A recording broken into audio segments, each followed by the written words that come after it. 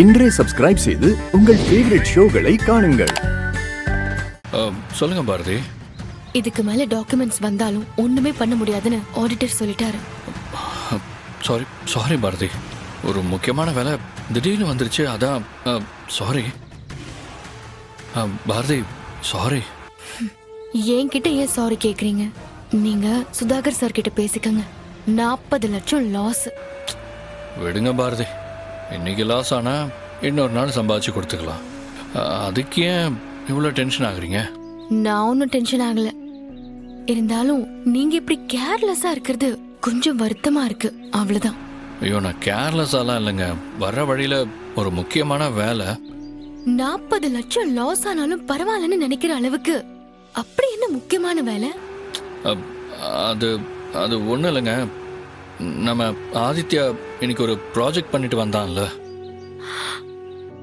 அது கீழே விழுந்து உடஞ்சிருச்சுன்னு சொல்லி ரோட்டில் சோகமாக உட்காந்துட்டு இருந்தான். அதான் அதை நானே ஒட்டி கொடுத்து ஸ்கூலில் போய் விட்டுட்டு வரேன்.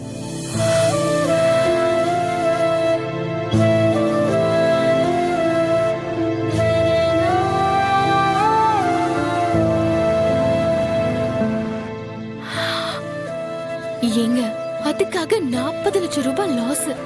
அட சும்மா சும்மா அதையே சொல்லாதீங்க பாரதி. நான் அதை ஒட்டி கொடுக்கும்போது ஆதித்யா முகத்துல எவ்வளோ சந்தோஷம் தெரியுமா? அந்த சந்தோஷத்துக்கு முன்னாடி எனக்கு 40 லட்சம்லாம் பெருசா தெரியல பாரதி. அதான் நான் அடிக்கடி சொல்லுவேன்ல, அந்த குட்டி ராஸ்கல காரணமே இல்லாம எனக்கு பிடிச்சிருக்குன்னு. அதான் அவன் கூட இருக்கும்போது எல்லாத்தையுமே மறந்துடுறேன்.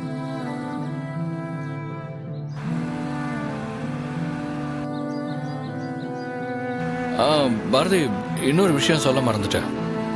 அவனை ஸ்கூல்ல இறக்கி விட்டப்போ அவன் எனக்கு கன்னத்துல ஒரு முத்தம் கொடுத்தான் பாரதி.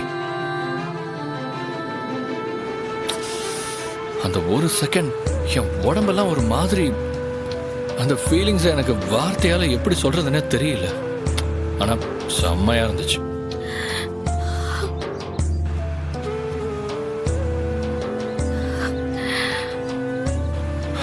சரி பாரதி, விடுங்க. நீங்க இப்ப எங்க இருக்கீங்க? பாரதி, லைன்ல இருக்கீங்களா? பாரதி, சொல்லுங்க ஆதி. எங்க இருக்கீங்கன்னு கேட்டேன். இங்கதான் ஆடிட்டர் வீட்ல தான் இருக்கேன். சரி, அப்ப நீங்க நேரா ஆபீஸ்க்கு வந்துடுறீங்களா?